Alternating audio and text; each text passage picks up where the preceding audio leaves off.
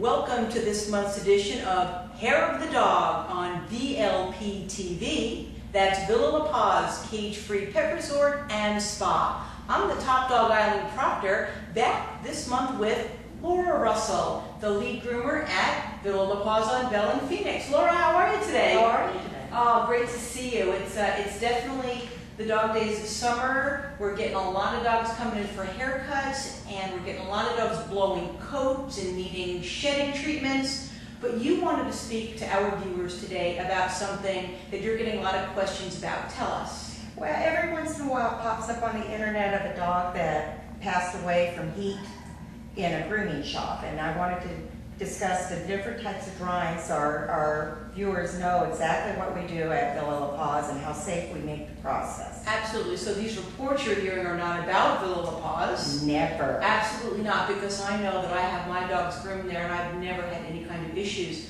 But this is a very serious topic. I know when I lived on the East Coast, a lot of people were very concerned about it, and it has something to do with cage drying and forced air drying. So could you explain the types of drying that you are speaking about that can be of issue? The forced air drying is standard in every industry and in every shop in the industry. It's very loud, very noisy, but it's very quick. It dries a dog out in less than 5 minutes, an average small dog. But the noise is always a concern if anybody hears it. Any grooming shop uses these dryers. There isn't one out there that doesn't. They just, some of them keep them behind soundproof walls so you don't hear the dryer. Gotcha. Now, those are the type of dryers that you use right after the dog gets out of the bathtub. Right out of the bathtub. It's also the dryer we use for blowing coat because it forces the hair out of the dog. Right, and actually, you know, there's that double-edged sword because it blows so nicely. That's why you can get all the shedding hair out and get out that undercoat. On the other hand, it is noisy and it does cause some people concern. First question. What about the effect of the noise on the dog's ears? How do they feel about it? We cotton ears when we go in to dry them, and that way it's like using a little bit of an earplug. The thing to remember is the dog is under that noise for less than 5 minutes. Okay. And as a rule, a larger dog might be under at a maximum of 15 minutes. They have a person handling them the whole time to calm them and to keep them going. It's something that's not done where the dog sits somewhere. It's done while a person is actually drying the dog. So they're always under observation, so the chances of something happening are slim to none. Slim to none. Right. Now, is there any type of issue that can happen using a forced dryer if a groomer was not careful? We never, at Villa La PAWS, we never point it right in the ears. We have cotton in the ears. We never point it right in the eyes. Those areas are usually dried by ambient air. And so, as a rule, these are a very safe dryer. They work off of room temperature air. And so if the room is not hot, the dryer is not running hot. Gotcha. So it's very important that everybody recognize that at Villa La PAWS, the groomers take special care to make sure that the dryer is used properly. If you're not currently in an area that can utilize Villa La PAWS services, interview your groomer to make sure that they're being just as careful. Correct? Correct. Great. Now, what about the cage drying? Because that's where I understand a lot of the questions and issues occur. This is one of my biggest concerns in grooming dogs. That's why I like to take a dog and blow dry it from start to finish and never put it in a cage at all. Okay. If you need to use a cage dryer because the dog won't tolerate the other type of dryer, some old dogs, young dogs will not tolerate the forced air dryer, and you're made to use a cage dryer, you have to be very careful that your groomer has well-ventilated cages. Okay.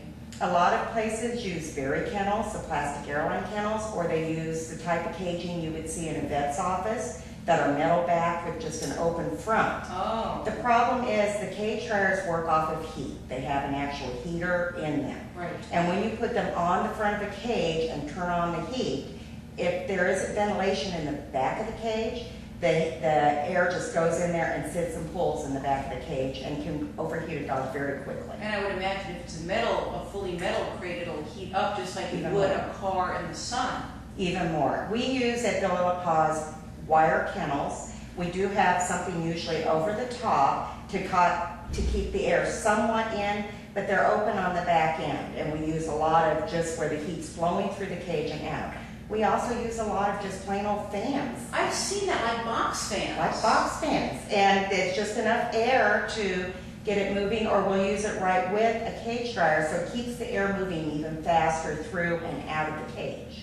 And you've mentioned that those are heat dryers for the cages. Yes. Can the heat be turned up and down depending upon the comfort level The of the heat dog? can definitely be turned up and down. The other thing is that make sure your groomer's using dryers with a timer on them. A lot of places will go in, take the timers off of the dryers, stick them on the cage, and walk out for an hour and ignore what's going on.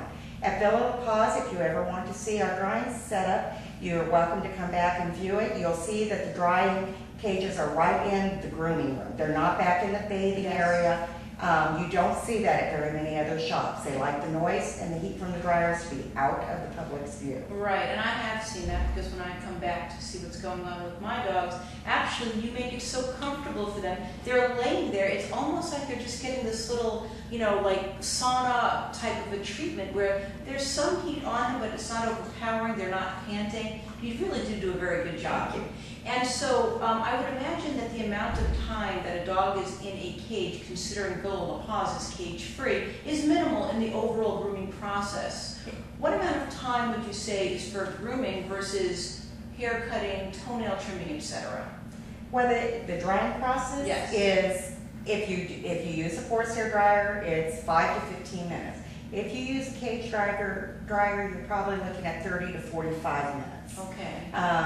Part of the time with the bathing is about 15 minutes, and then most of the rest of the time is starting work and finish work, the toenails, the ears, everything else.